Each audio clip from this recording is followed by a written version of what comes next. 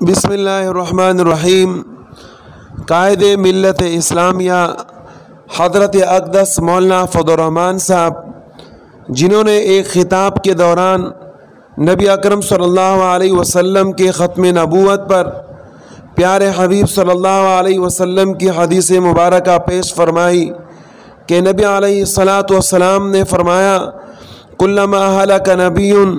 خلفہ آخر ولا نبی بعدی وسیکون بعدی خلفاء فیقتلون۔ نبی علیہ الصلاۃ والسلام نے فرمایا کہ بنی اسرائیل کے اندر ایک نبی کے بعد دوسرے نبی نے آنا ہوتا، لیکن میں وہ آخری پیغمبر ہوں کہ میرے بعد کسی نبی نے آنا نہیں، اور میرے بعد جو ہوں گے وہ خلفاء ہوں گے۔ لیکن لوگ خلفاء کو، علماء کو، انبیاء علیہ السلام کے وارثین کو اور میرے نائبین کو قتل کرتے رہیں گے، اس کے باوجود کہ دنیا کا نظام، دنیا کی سیاست اور دنیا کا سارا کنٹرول انہی خلفاء کے زیر نگرانی چلتا رہے گا۔ مولانا فضل الرحمان صاحب کا یہ خطاب نبی علیہ الصلاۃ والسلام کی ختم نبوت کے اوپر اس حدیث مبارکہ کے حوالے سے تھی، جبکہ بدمعاش قسم کے لوگ اور جھوٹے قسم کے لوگ، جن کا نہ دین اور نہ دنیا، انہوں نے کچھ بھی نہ دیکھا، اور مولانا فضل الرحمان صاحب کے اوپر اپنی طرف سے جھوٹ باندھا اور ایک نامکمل، غلط اور بدنامی والا کلپ بنا کر وہ اس طرح بیان مولانا فضل الرحمان صاحب کا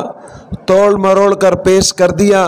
کہ مولانا فضل الرحمان صاحب گویا کہ یہ کہنے والے ہیں کہ میں آخری نبی ہوں اور میرے بعد خلفاء ہوں گے، جبکہ لوگوں کو گمراہ کرنے کی یہ سازش کسی بھی صورت میں کامیاب نہیں ہو سکتی، اس لیے کہ مولانا فضل الرحمان صاحب وہ معاہد انسان ہے کہ جب ان کے بیان کے دوران ایک آدمی نے آواز لگائی کہ ملک کو کون بچائے گا، مولانا فضل الرحمان اسی وقت مولانا فضل الرحمان صاحب نے اس کی پکڑ کی کہ آپ لوگ کیسے معاہدین ہو، کیسے توحید والے ہو، آپ کو تو اس طرح کہنا چاہیے کہ ملک کو کون بچائے گا، ایک ہی اللہ کی ذات۔ اب ایسے پاک دامن شخص، قرآن کریم کا حافظ، ایک مجود قاری اور بے باک خطاب اور بیان کرنے والے دانشور اور سیاستدان کہ جن کے خلاف لوگوں کے اس طریقے سے منصوبے بنانا اور مولانا کے خلاف سازش کرنا سوائے جلن کے اور کچھ بھی نہیں۔ مولانا فضل الرحمان صاحب کی سیاست، مولانا فضل الرحمان صاحب کے مذہب، مولانا فضل الرحمان صاحب کا اپنے اکابرین کے ساتھ تعلق وہ ایسا ہے کہ تمام کے تمام لوگوں کے سامنے ہی ہے۔ اسی کہا جاتا ہے کہ چاند کی روشنی کو، سورج کی روشنی کو، تارک کے چمکنے کو